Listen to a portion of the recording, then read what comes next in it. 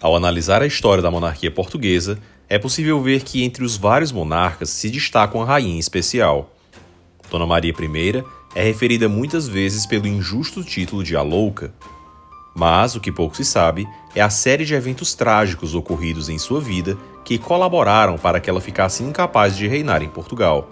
E ainda, saber que qualquer um de nós, em seu lugar, provavelmente também seríamos considerados loucos, tornando Maria uma das figuras mais injustiçadas da história portuguesa. No vídeo de hoje, vamos falar sobre Dona Maria I de Portugal e as causas para a sua incapacidade. Mas antes de começar o vídeo, já deixa o dedo no like e se inscreva agora mesmo aqui no canal para não perder as novidades por aqui. Maria I nasceu em 1734 e cresceu no seio do próspero reinado de seu avô Dom João V. Sendo uma infanta prodigiosa, era muito estimada pelo avô e via em seu reinado o florescimento de Lisboa como nunca antes.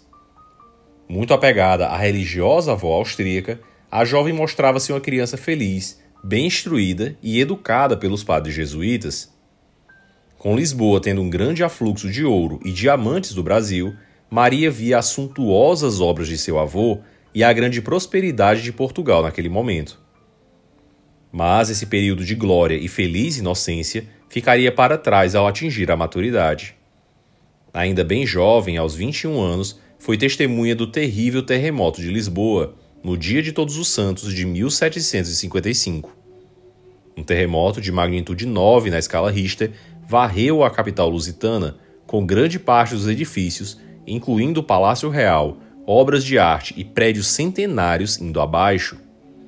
Além disso, seguiu-se um enorme maremoto e, posteriormente, um grandioso incêndio. Lisboa era varrida por terra, água e fogo, e a família real se refugiou em um complexo de barracas conhecida como Real Barraca da Ajuda, por medo de morar em um edifício de alvenaria novamente que pudesse cair. A princesa, bem jovem, contemplava Lisboa devastada e repleta de mortos por todos os lados. Mais de 10.000 pessoas foram mortas, soterradas sob os escombros, queimadas vivas nos incêndios e com impactos no maremoto. Muitos criados próximos também morreram, uma vez que o antigo Palácio Real, um esplendoroso edifício quinhentista manuelino chamado Paço da Ribeira, foi completamente destruído por se situar bem próximo do litoral.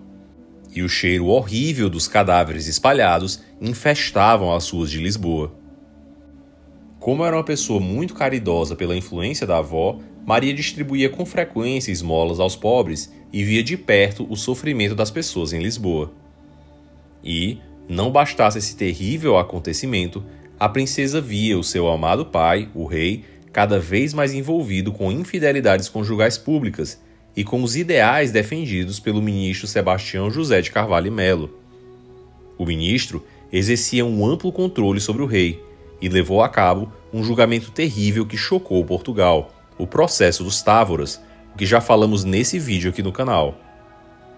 A Casa de Távora, de Aveiro e outras acabaram perseguidas e encarceradas, com milhares de nobres repentinamente presos nas masmorras e até mesmo crianças foram presas sob a ordem do Marquês. E, após um julgamento de exceção envolvendo torturas e provas adulteradas, o Tribunal do Marquês condenou toda a família Távora à morte, o que incluía até mesmo as crianças. Essas só foram salvas graças à insistência da infanta Maria Francisca, que conseguiu que essas ficassem apenas presas e não executadas. Mas os horrores das execuções dos Távoras ficaram para sempre na mente da infanta. Mortos um a um, os nobres a quem ela tinha afeição e compartilhava a devoção religiosa eram mortos de forma macabra, com uns assistindo à execução dos outros, um por vez, até chegar à sua vez. E como se não bastasse isso, Pombal deu um jeito de incriminar os jesuítas, sendo responsável pela expulsão dos padres do Império e pela execução de um sacerdote senil na fogueira. Inclusive, Portugal chegou até mesmo a cortar relações com a Santa Sé, o que ventilava nos ouvidos do rei a tentadora ideia de fazer um galicanismo ou anglicanismo português. Essa atitude pombalina revoltou completamente a infanta. Educada pelos jesuítas e extremamente piedosa, Maria via inconformada um projeto revolucionário absolutista capitaneado pelo Marquês de Pombal, que visava concentrar o poder na figura do monarca. Mas nem tudo na vida da princesa foi ruim.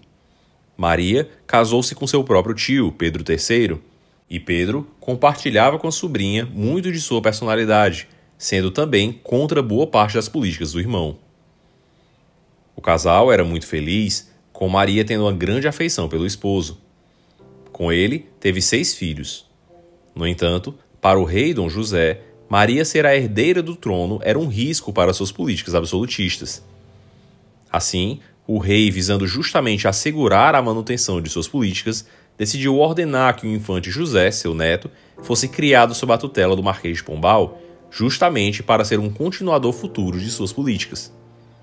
Desse modo, José foi retirado aos 7 anos à força do convívio da mãe, e o menino, por sua vez, crescia com ideias iluministas e anticlericais ainda mais acentuadas que as do avô. No entanto, tudo isso mudaria com a subida ao poder de Dona Maria. A rainha se dedicou avidamente a reverter os desmandos do Marquês de Pombal em uma política conhecida como viradeira. Maria ordenou a soltura de mais de 800 presos políticos encarcerados nas masmorras portuguesas ao longo da ditadura pombalina. Milhares de nobres e familiares dos Távoras, além de sacerdotes jesuítas e inimigos políticos e discordantes do Marquês de Pombal, haviam sido presos. E, após mais de 20 anos encarcerados, enquanto perdurou a ditadura do ministro, pouco mais de 800 puderam sobreviver para serem finalmente libertos das prisões. Até mesmo as crianças que haviam sido presas, como foi o caso de Leonor de Almeida Portugal, uma das maiores poetisas portuguesas, foram soltas já na idade adulta. Ela tinha sido presa, por exemplo, aos 8 anos de idade pelas ordens do Marquês, simplesmente por ter parentesco com os Távora, passando quase 2 décadas na prisão pelas ordens do Marquês. Inclusive, seu pai e ela, presos em prisões diferentes, se comunicavam com cartas que eram escritas a sangue, dada a ausência de tinta. Dona Maria, ao assumir o poder, exilou o Marquês de Pombal, só não ordenando sua execução por perceber que todas as suas ordens tinham sido corroboradas por seu pai. Além de que, o Marquês já contava com quase 80 anos de idade. No entanto, a rainha cuidou de reverter os desmandos de Pombal. Demitiu diversos professores da Universidade de Coimbra na tentativa de resgatar o antigo esplendor da universidade antes da expulsão dos jesuítas. Maria também se destacou muito no aspecto social. Em 1780, a rainha cria a Casa Pia de Lisboa, instituição de educação de órfãos e recuperação de mendigos e vadios através do trabalho. As pessoas acolhidas pela Casa Pia aprendiam ofícios e trabalhos, e alguns órfãos até ingressavam no ensino superior, graças ao ensino elementar e colegial dado gratuitamente nas instituições. Da mesma forma, a relativa estabilidade política levou à criação da Academia Real das Ciências, em 1779, a Aula Pública de Desenho e Debuxo no Porto e a Aula Régia de Desenho e Figura e Arquitetura Civil em Lisboa, além da Biblioteca Pública da Corte em 1796 e das Academias de Marinha, Fortificação, Artilharia e Desenho. Vários cursos de desenho e engenharia também foram criados no Brasil sob o reinado de Dona Maria, o que mostrava o amor da rainha pela arquitetura e pela reconstrução do império. No entanto, Maria enfrentaria grandes tormentos em sua vida pessoal. A rainha perdeu várias pessoas importantes em um curto espaço de tempo.